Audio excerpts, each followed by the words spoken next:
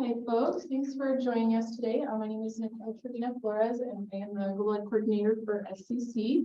And I'd like to welcome Lynetta Edsons, and Maria Elena Villasante. There we go. From the Asian Center, and they're going to talk about just mental health in the Asian culture and any variations that we can see. We're just going to have a dialogue. So feel free to ask questions as they arise. And I would like to first both tell us kind of what you do, where you got, how you got there, and that sort of thing. Okay. So do you want me to, can I say okay? I'm gonna say just have a comment. So originally I'm from Burma, Thailand refugee camp. I lived there for 70 years and I moved here in US in 2006. And first, my name is Lynetta, and it's the South, and my community know me as Popo. I'm a Korean ethnic group from Burma. We have our own language. We speak Korean, and some speak Burmese. So after I resided in New York, Utica for 11 years, and I moved here in Nebraska, Lincoln in 2017, and I started working in the Asian Center as a Korean community advocate at that time. And then we serve many Korean ethnic group and also all Asia, but we have like Vietnamese, Korean, Burmese, and Chinese. Not just Asia, we also serve all refugee immigrants, including Sudanese and Afghanistan family, and also Ukraine now. And we had a lot of program services that we do with the families. You want to add more? Hello, my name is Maria Elena Villasante. I'm a clinical psychologist by training. Nebraska is my home for the past 22 years. I'm also an immigrant. I'm originally from Peru, South America. In my roles here working in the Lincoln community, I work extensively with immigrants and refugees in the mental health field. So I've been a crisis response counselor. And recently, in the past year, I'm helping with the Asian Community and Cultural Center as the Health Education Program Manager. So I am the person that is lucky to have with individuals from all over the world. We have different teams. We speak 12 different languages and trying to serve underserved populations. One of the main goals that we have with the Minority Health Initiative grants is to address mental health in immigrant and refugee populations. So that's our priority number one for this new grant that we have. Do you want to talk a little bit more about what you've been doing with that? Through COVID-19, I think that has been really an eye-opening door, even though it was a tragedy worldwide, also has provided opportunities to kind of look at the issues that all of us face on a daily basis. And one of them is obviously, how do we respond to a pandemic? How do we respond collectively to a massive issue of this capacity? So that has made more aware that even though we try to be safe physically, using masks and other protections, but also as humans, we realize that we were very vulnerable as we go through a pandemic, a traumatic event together. I think more than ever, the stigma of mental health has been kind of trying to open the doors to learn more about it and to care ourselves and to promote self-care. I don't want to say that's a good result of the pandemic, but I think it's a great opportunity for us to wake up and to see, okay, I need to take care of myself. Physically, we can, and it's very obvious, but most of us, we still have a high stigma on mental health. And that is why that has been one of our priorities in the initiatives that we're working with the Minority Health Initiative grant to identify what do we do now. We know that the country, in general, we have a crisis. We don't have enough providers in mental health, in the mental health field. And our city, we don't have enough providers. And we're not even talking about providers that will be bilingual or bicultural. then our risks are higher because we don't have enough providers in general, but more and more in the lack of resources is very obvious in minority communities. So our response was, okay, what do we do now? And one of the things that I truly believe as a practitioner is that all of us were experts in ourselves. We know what makes us feel better. We know what things we need to stay well, right?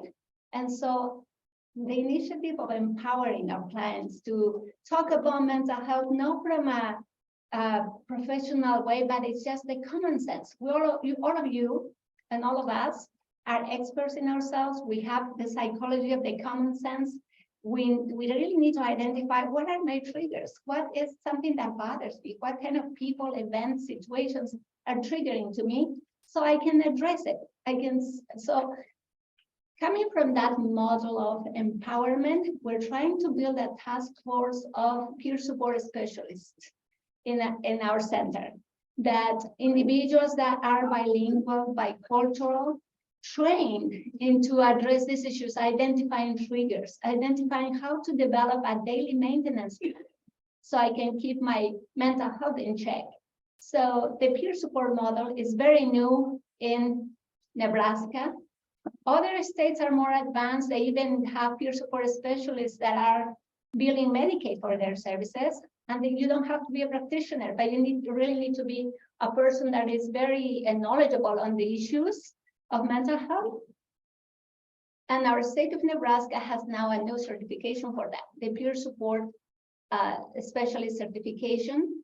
You only have to have 60 hours of training, formal training, pass the state's license examination, and then you can be a peer support services professional in the area. Now, most agencies that provide mental health services, they're required to have one peer support at least in their staff. We need that person that could be more the connection between the struggle they face with mental health and the practitioners. So in our center, with our grant, we're trying to build that team of peer support specialists that speak different languages and are knowledgeable of different cultures to be prepared to respond, to provide individual case management and group support. That is what are we doing with our grant.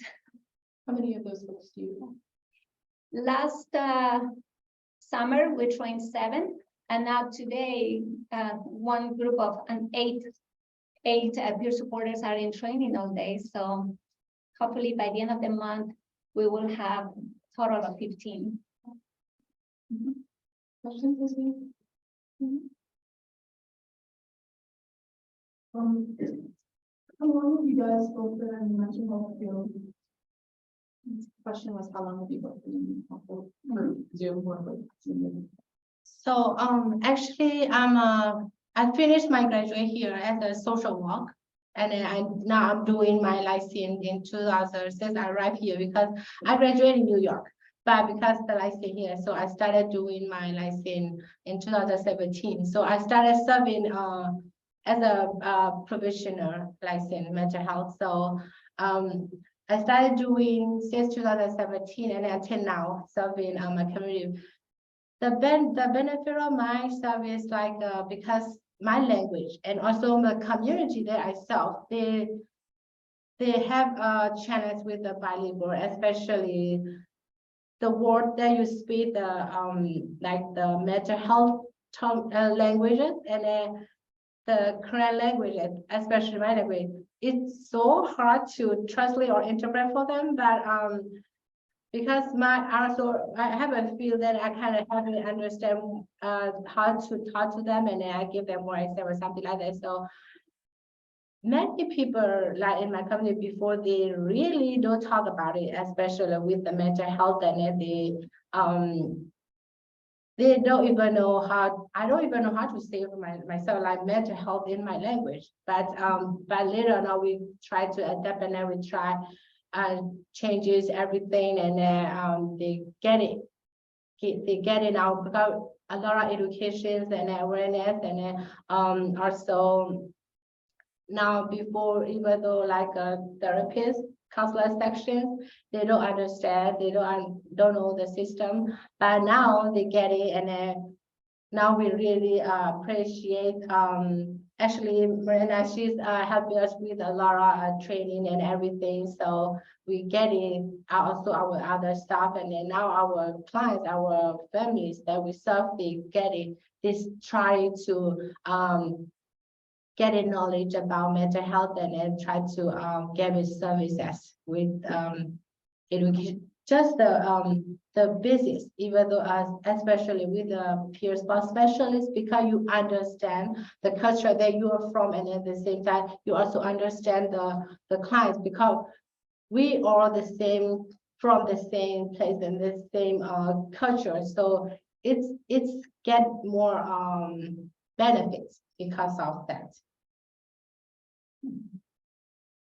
I've been in the field probably, I would say, about 22 years.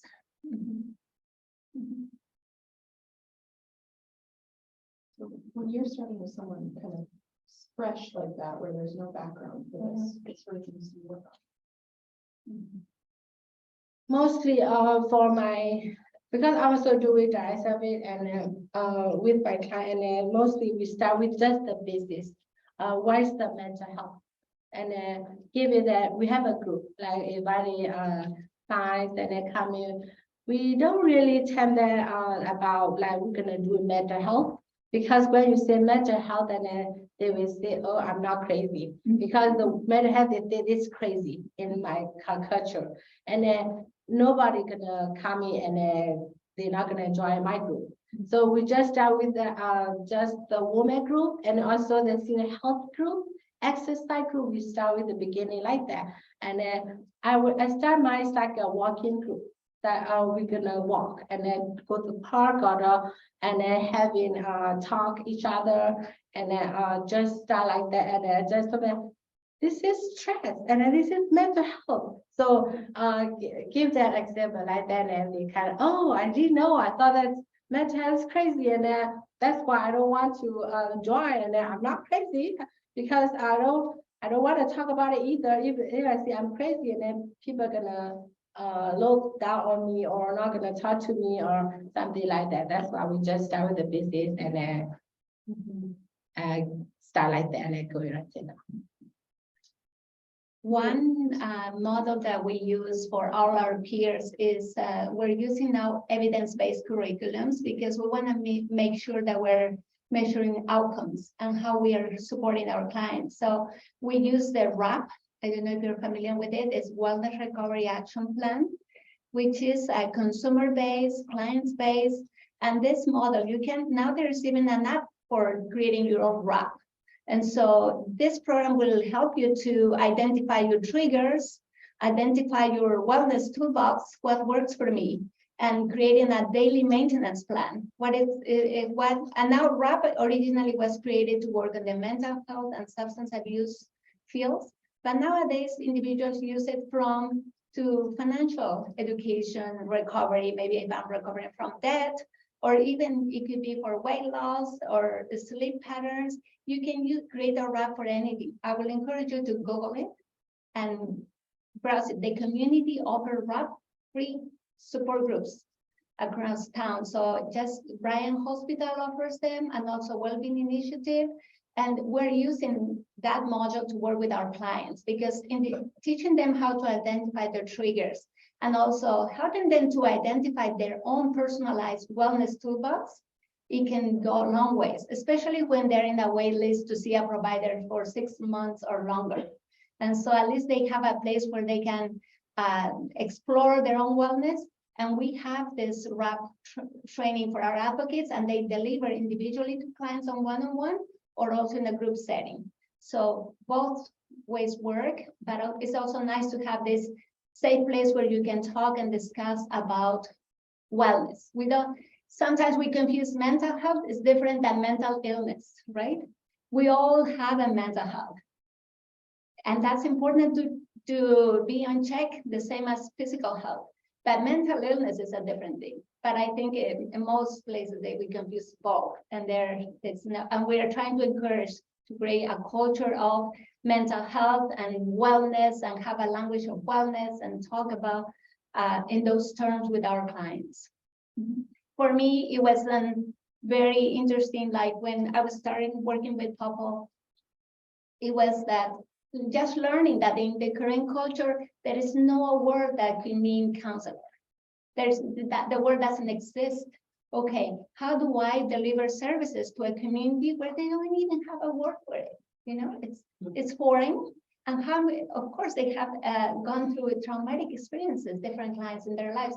How do I address that? But if I cannot explain what is the healing purpose of this counselor, if there's the counseling piece does not exist in that. So there's a lot of things that is important to assess, evaluate in providing services. But I think having the language of wellness to just and strive from there, it goes long ways. When you're navigating trauma, how do you get there from not even having a word for a counselor? Do you get close to talk about it? Yes.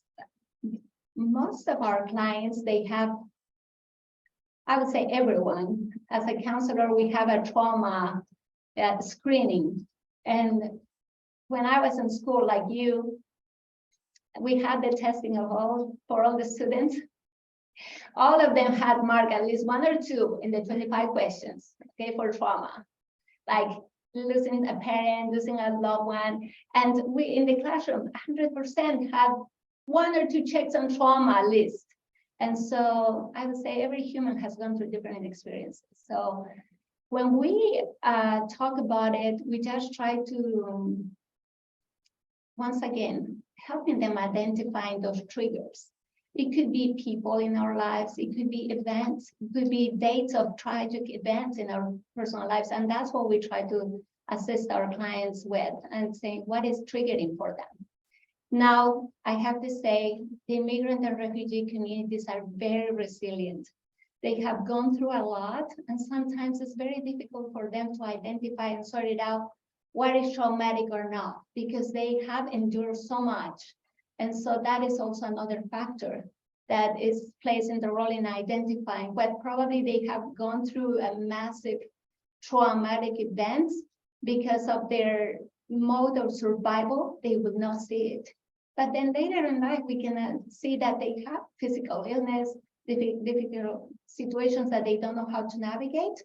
But that is why I think they plays the role of talking about wellness and just meet them where they are. Because for some of them, it's easier to move on and just embrace a new culture and go on, while others have more difficulty with that. We had a question, what specific roles do peer support specialists have? Okay. Our peer support specialists, they are case managers, basically. They do one-on-one check-ins. They could be virtually, could be over the phone, could be in person. And also they do support groups. Could be women support groups, health groups. And as Pablo very well described it, we have different classes, like from financial education, we embed wellness classes in there. So some other people will not want to talk about it because of the stigma about, I don't want to go to this support group, but if we say we're going to offer a digital literacy group, they are more willing to come. And also we always take a few minutes to also address some issues, as check-ins, and we always clarify this is not therapy at all, but it's just a personal journey on their well-being. Can you talk a little bit about what you're seeing across generations? So what are young people facing that might be particular to them? What about parents? And then what about older folks? Knowing that based on experiences people thinking about and dealing with it.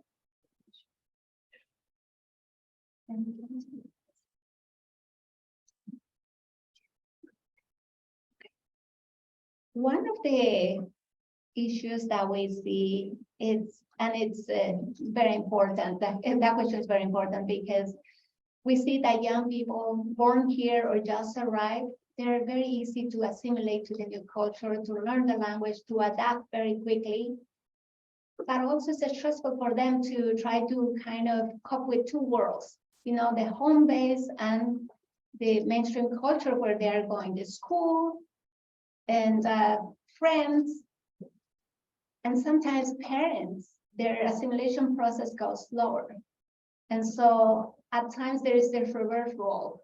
This 17-year-old that is taking charge of all the finances in the house because he speaks English, he can handle the bank accounts, read the statements in the, you know, so those things. And sometimes he says, oh, I'm gonna use all this money to buy a car because I wanna buy a car. It's important for the family and the family may not be there. And so there is also this power of struggle and responsibilities that we're trying to empower families because we know even though they might be very acculturated, they still are a kid, still need to have a strong backbone and support. So sometimes parents kind of we rely a lot of power on their kids, and that's not healthy, you know. We do know as you're studying these topics.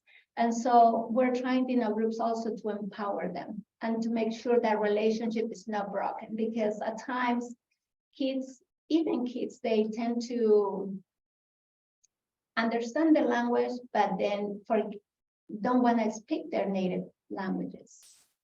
Like I can say myself, my son was a very fluent Spanish speaker until he went to kindergarten.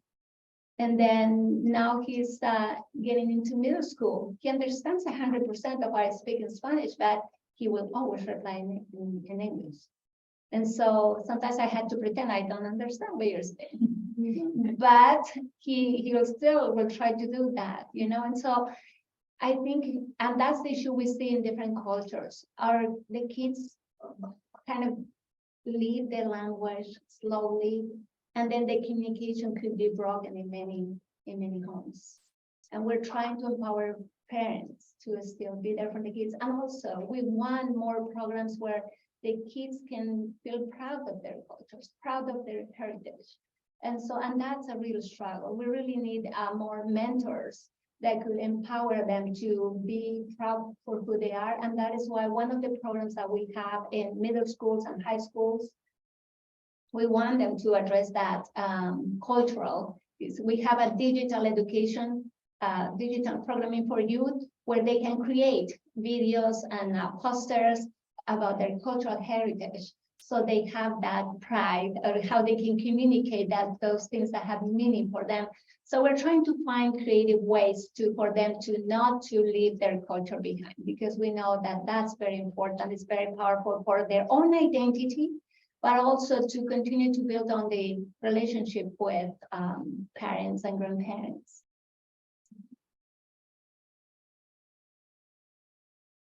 Thank you for that question. Can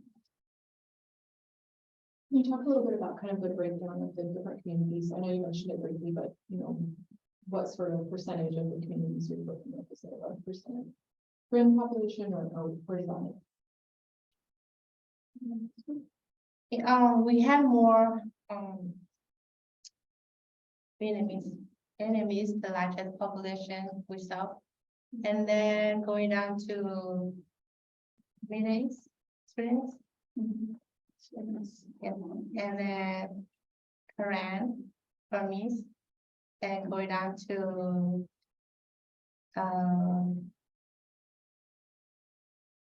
African family now, because we have a new refugee coming, so we serve it.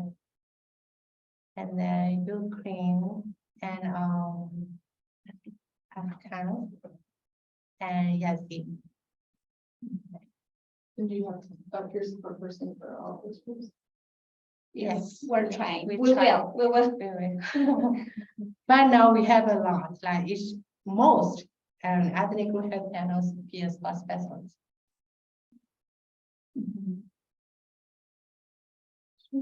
So some of what you've spoken upon is kind of some of the universal stigmas that people attach to mental health, but are there any specific, those that are more specific to the Asian cultures?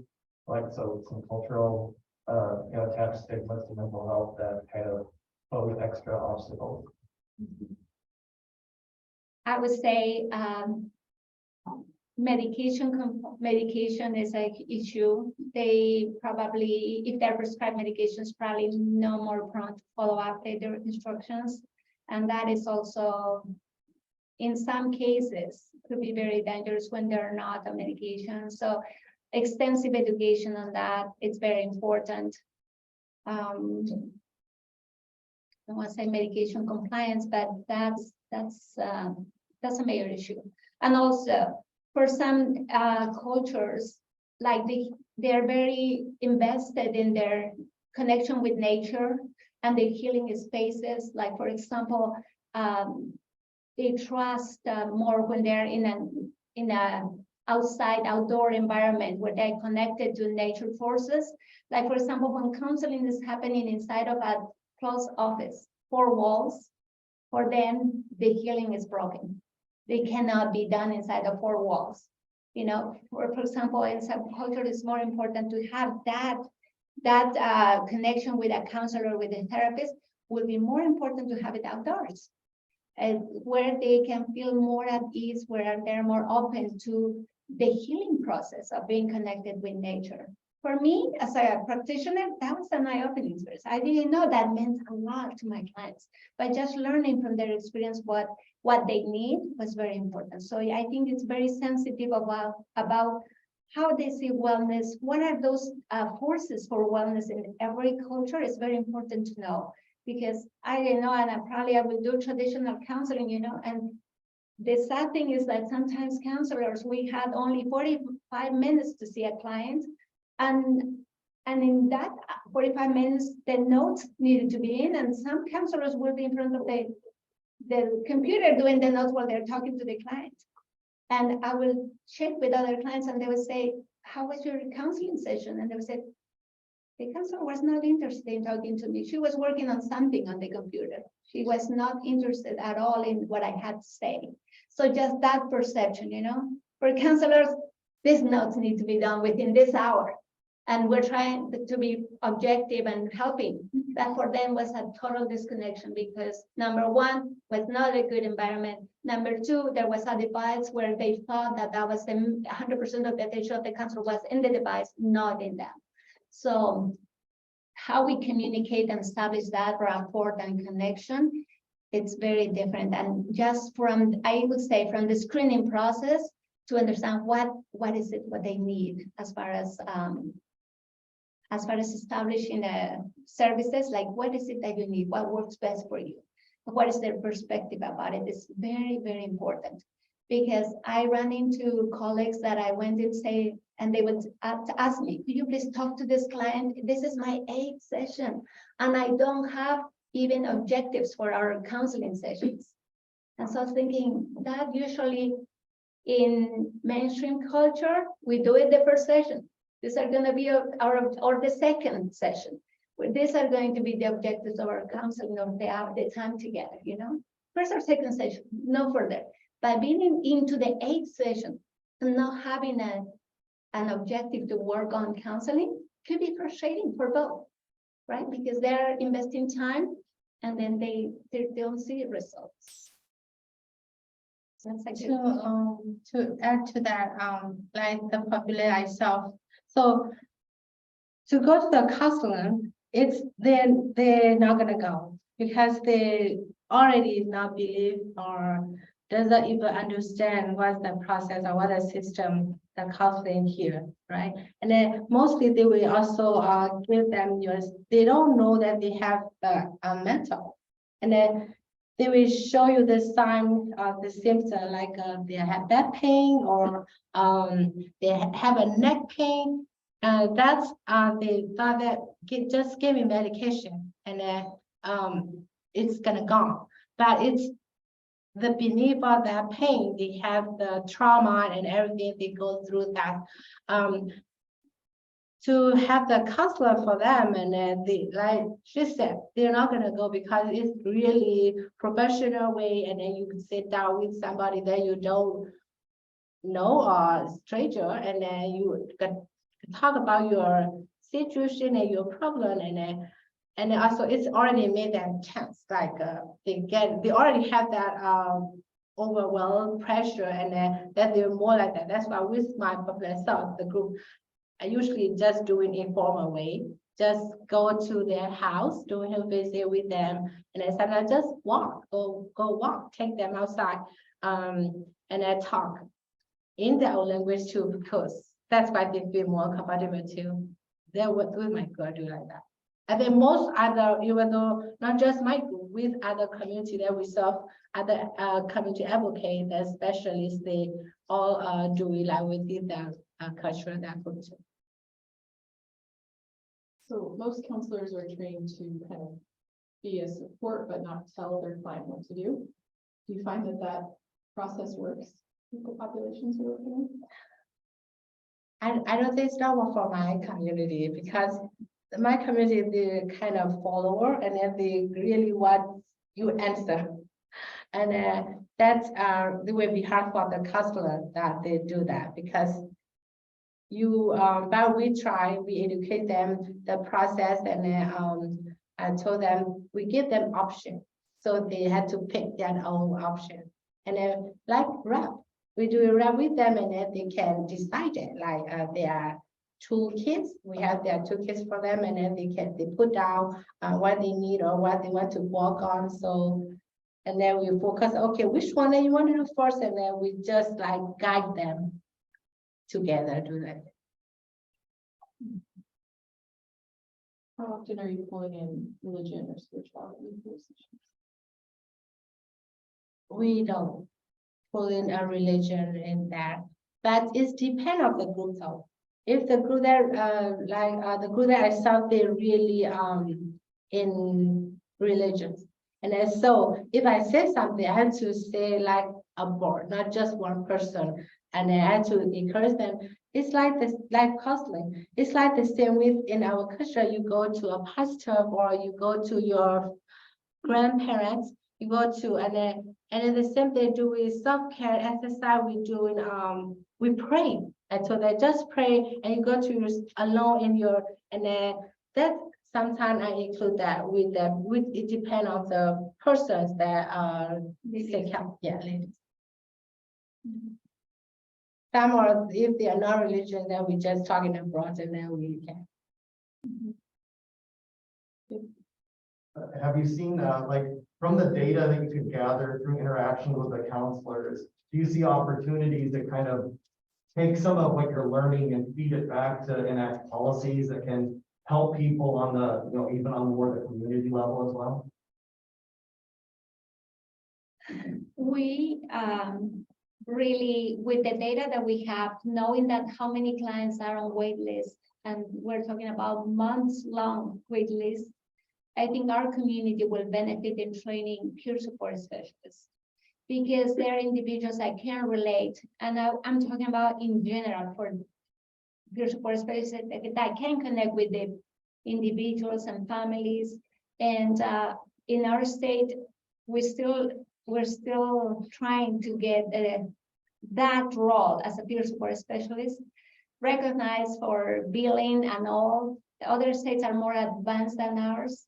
And so along with the peer support specialist is usually for the mental health arena, but the community health worker is in the health field. And nowadays, yesterday we had the White House summit on COVID-19, and across the board, different states are struggling to also have the same workforce as peer support specialists and community health workers, because they're the ones that are holding the front lines, and we're not reimbursed them like we should as a professionals in their field and doing what they need to do. And that's a struggle. I think some other states like Oregon and California that are more advanced than us. And for example, they already have those processes in place in their policy to recognize that as a professional license and value for their services. Because right now it seems like we're trying to build this workforce, and probably we have now this small budget of a grant. But when that runs out, how are we going to make this sustainable? We do see the benefit, because we know that the power of education, and we train them in doing a good job, the one-on-one connection. But at the end of the day, it's like, okay, where are we? How am I going to make this sustainable? And that needs to happen at all levels, not only the minority communities, but across the board. We need more peer support specialists that could be there for each other. We know after the pandemic, like for example, the suicide rate in younger populations has gone up 200%, as well as in elderly. And those things are very crucial to us. For us, we're now more invested in working also with elderly refugee populations, where we have some senior programs. We're starting that because that's also a very vulnerable population that we're not serving as we should. And so those two populations. So I would say if we're talking about policy and changes, we need to create that workforce of community health workers and peer support specialists recognized in our state, and they could bill for Medicaid services if they need it to be. So there was a question on Zoom, how can the community at large support the work that you're doing? So how can we help to push that needle? I think everybody, and I'm talking about now as a mental health professional, and my friend Papa and I are invested in this. I think everybody should get trained as a mental health first aider. Like there is this free training that Region 5 offers. I think every other month. It's an 8-hour training. It's called Mental Health First Aid, and you will learn the tools to act like some CPR or first aid. This is a mental health first aid, and it's 8-hour training. You can Google it in our region. The training is free. You can do it virtual or in person, and you'll be certified a mental health first aider in the country for 3 years. And you can renew it every 3 years as you do CPR and first aid. So I think everyone should be invested in mental health because it's something that we all need. And I think if more people is preparing how to react to an emergency or a situation, sometimes I can learn the tools. And maybe I'm not prepared to help people, but I can recognize the signs. And I can ask other colleague that or friend that is more prepared, say, I've seen this and this person. Do you address it with him? You know, I think just the knowledge is important, whether we do it directly or not, that's okay. If you know somebody else in your classroom that went through the training and you know that that's probably an expert can do it, you can say, hey, I've observed this sign and symptom. Could you check on this person? And then we help each other. I think we need to be prepared and equipped. And I commend you, all of you, for being here. But I think this is something that everybody can do. Mental health first aid and also QPR. This is the suicide prevention tool. It's just an hour training, also offered by Region 5, online or in person. So check that out. I think that's something that all of us can do for the well-being of our community. We actually provide QPR here, but we haven't done mental health first aid in a while. So. What are you seeing with physical health, especially as connected to mental health in the population? Okay.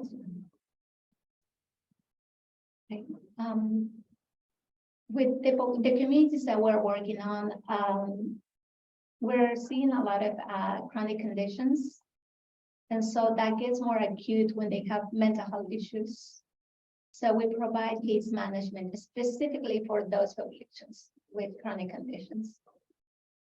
And Papa is one of the case managers that go and do the home visits and the one-on-one check-in and the following up with them for appointments and stuff like that. I have a case that one client always complained about back pain and neck pain, but she always gonna see a doctor, and then she said, just give medication, as I told before. And then, but later on, we found out, myself and then one of the counselor, the professional counselor, I'm doing that as a peer support specialist, and it's because I'm not licensed yet. So but later we found out she's had been through a lot, like the trauma, loss of family, and also even though myself. And that's why later the pain, stomach pain, it's not because she tried many things and she said they checked, doctor checked, but they saw nothing.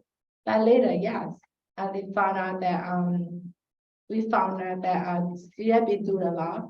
And then to gain that trust, it takes time too, because the first time we didn't know, and then we know well each other yet. So she also not talking about nothing about her past or what she been through. But later we found out when we gaining that trust, and then she start talking to us, and then later when she talking, and she come back, I feel better. And then, but she didn't know that because my culture didn't know even though the process or the name what to call. That's why it's hard. Just mostly we had to like show them and then give the example and then explain it a lot. Maria, I know you mentioned the getting reimbursement for your peer support from people. Is that something you do lobbying for, or is that something folks can write letters to senators about? Or? That is something that we should do as a state. We should just, start from seeing our systems, see that where the lack of services are, and that's what needs to happen. Yeah, I agree with that because we really need a lot of people to advocate, especially for CSW and SPP, community health worker, and also this peer support specialist. They do it a lot, and then especially in pandemic time, they go to a home visit with, and then because they know they are the bridge between the clients and then the provider, so they had to like serve a lot and help in many things, not just the physical health and even so the business need. So I think we really need to advocate and give it awareness, education, so and support. Questions? Questions on Zoom?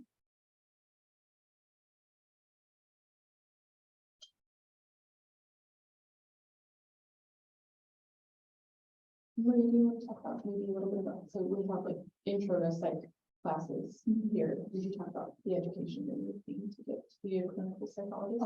Okay.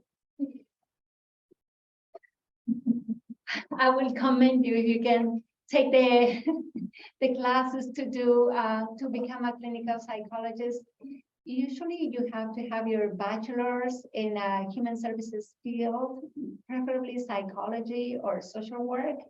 And then once you finish that as here you have the classes and then transfer to get your 4-year degree as a psychology major or social work, then you can go into master's school for psychology. And then in the United States, you have to have the PhD. And so then you are a clinical psychologist, or you can choose clinical psychology, school psychology, organizational psychology, or social psychology.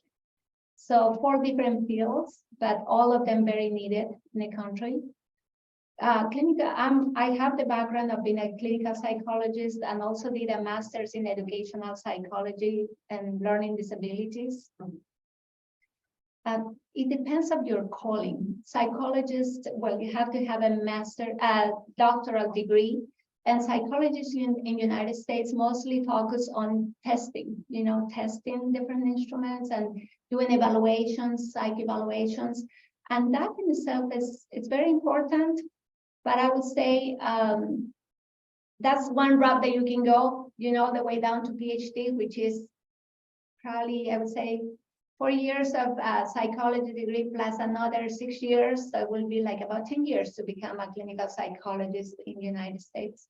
The other route that you could do that also very much needed is if you finish your human services degree here and transfer for social work, you finish your bachelor in social work, you can go to a grad school for your master's in 1 year. If you're a bachelor in social work, you can do your master's in social work in 1 year.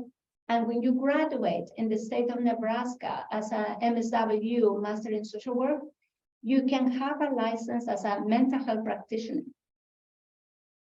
So in 4 years of college plus master's degree, you are LMHP. And after it's 5,000 hours of direct clients, seeing direct clients, you can be an LI, licensed independent mental health practitioner. You don't have to be supervised anymore. You can do evaluations, you can provide one-on-one counseling, but that's only 5 to 6 years, so it's shorter route and you still deliver the same competent services. Psychology is a longer route, but it's mostly evaluations. Maybe you'll get paid a little more, but it's mostly evaluations, but you can provide, as a mental health practitioner, you provide also evaluations. And psychologists, they do mostly cognitive evaluations, more in-depth evaluations. But in order to provide services to the general public, competent mental health services, you really only need an MSW engagement license as in the state as a mental health practitioner. I think that's the shortest route, but also equally important.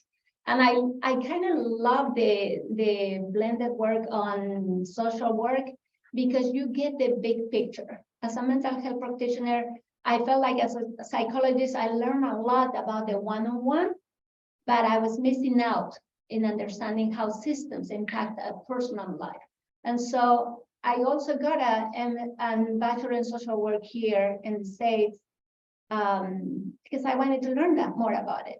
And so, but I think it's being a social worker gives you the whole picture. You have the tools to provide the service one-on-one as a counselor, but also you see how the systems are impacting the individual's life. So I would say that gives you a more comprehensive vision about what's going on with your clients. So I kind of love that. In some other countries, social workers are not considered mental health practitioners at all. So, but here they do. So I love that model. I really think there's a lot of value because you can do both. You can start developing programs, addressing social issues, or also if you decided, and also you can do just mental health practitioner and do one-on-one and have your own practice. So you can do both. Also the benefits, the other one that I talk about, in our center, we call traveling nurse. And then they work together, the community health worker and then also the traveling nurse. It's really beneficial for the clients because they do home visit and case management, do it, and then they like for example, for my client have a diabetes, chronic disease, and then we see them, and then they get more easy access with their provider, and they have like connection, like getting more connection with their provider. And then their numbers, like their AYC number, those getting better. The same with, I'm thinking the same with if we have a counselor, traveling counselor with a community advocate work together. I think it will be really good, but we haven't done that yet. So that's a good point, because if you decide to go to nursing and become a nurse practitioner, you can be a psychiatric nurse practitioner. And those also were in dire need now in our city to have nurse practitioner with that specialty in psychiatry that they can monitor medications. That's very much needed. You see any like future directions on what way it's going? I mean, I suppose part of that is also assuming that mental health gets more of the attention it deserves. So, because as you alluded to, I mean, in other health professions, you have the stratification of, you have LPNs and you have RNs and you have nurse practitioners, physician assistants, all the way up to the doctor. So there's so much more partitioning in the rest of health. So you see that moving in that direction is, in some sense, at least in terms of, or as it relates to mental health. I think we should, because right now we have the workforce of mental health practitioners mostly, thanks God, primary practitioners. They can also medicate, they can provide medication. We have psychiatrists. And I remember we also have a shortage in our state. There are positions that have not been filled for years. And the regional center had a psychiatrist that came from Chicago twice a week to see clients here. And so can you imagine the expense that is to our state, flying somebody twice a week for seeing clients?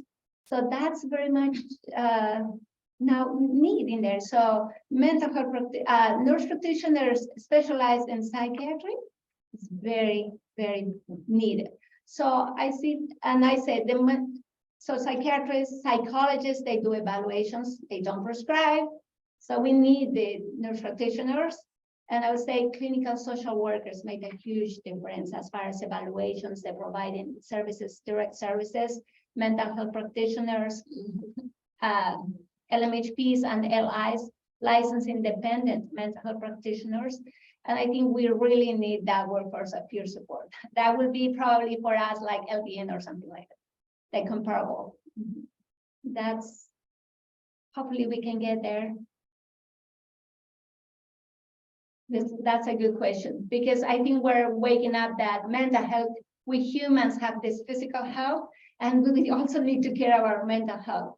And that's something that we are, because we don't see, or we don't want to see it, it's not that visible.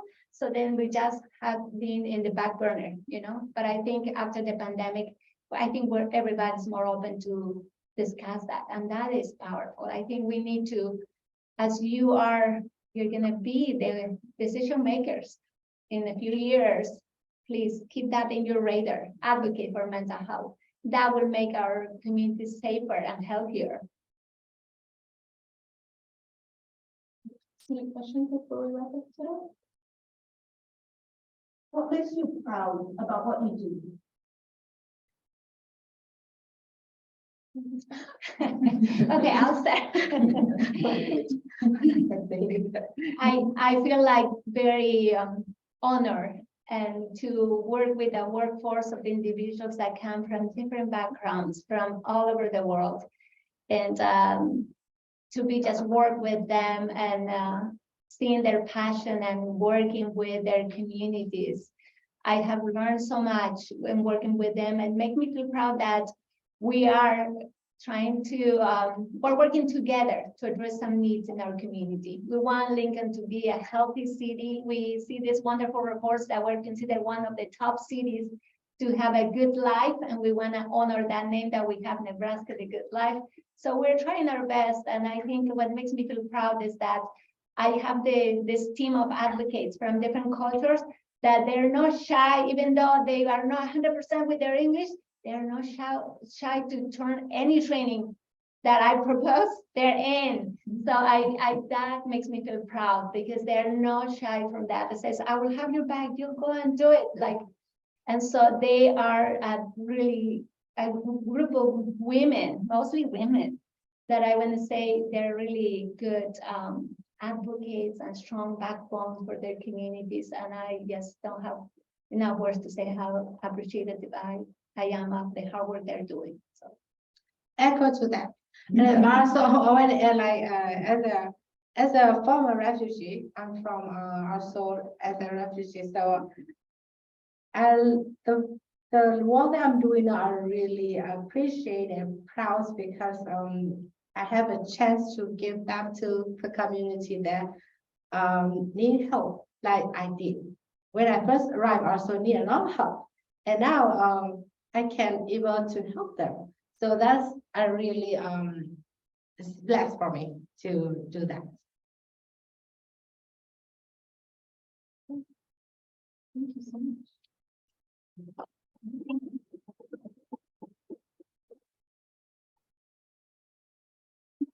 We can take that survey on the tables. Some of you sat way too far back. I tried to pull you forward with Candy, but if you have a second, if you could complete that, that really helps us.